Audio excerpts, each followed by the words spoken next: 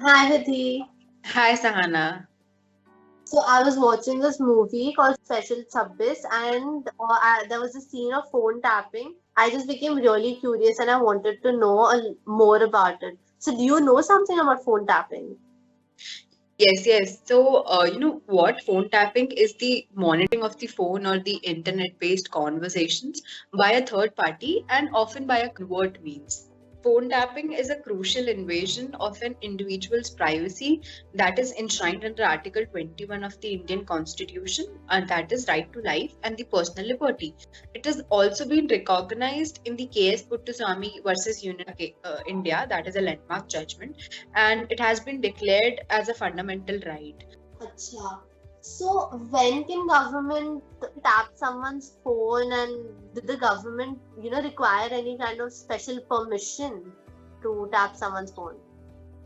Yes, so both state and the central government has the right to tap the phones of people under the Section 5, Subclause 2 of the Indian Telegraph Act of 1885 for protecting national security or preventing investigating crimes, encouraging innovation or spreading the knowledge or preventing the dissipation of social welfare benefits of people under the Section 5, Subclause 2 of the Indian Telegraph Act of 1885. So if hypothetically, ठीक है, if my phone's being tapped, what are the remedies that are offered to me?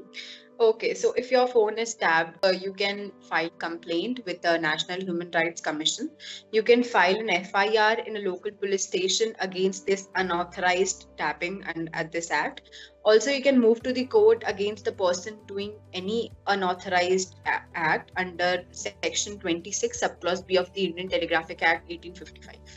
Oh, okay.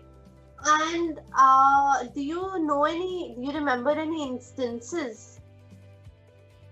Yeah, so there's a landmark judgment, that is PUCL versus Union of India. So it is also known as wiretap case. So in this case, it was said that telephonic conversation is an art of a modern man's life, and it will invoke right to privacy, which we talked about, that is under Article 21.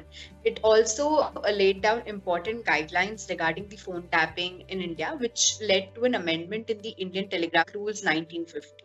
There's one more case I remember, that is RN Malkani versus State of the Maharashtra case.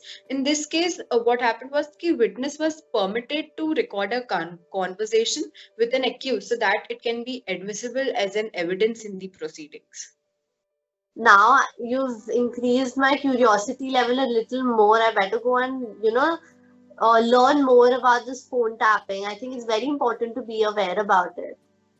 Yeah, I hope I answer all your questions. Also, if you are aware of your rights, you can easily deal with the wrong. So it's better to know your rights.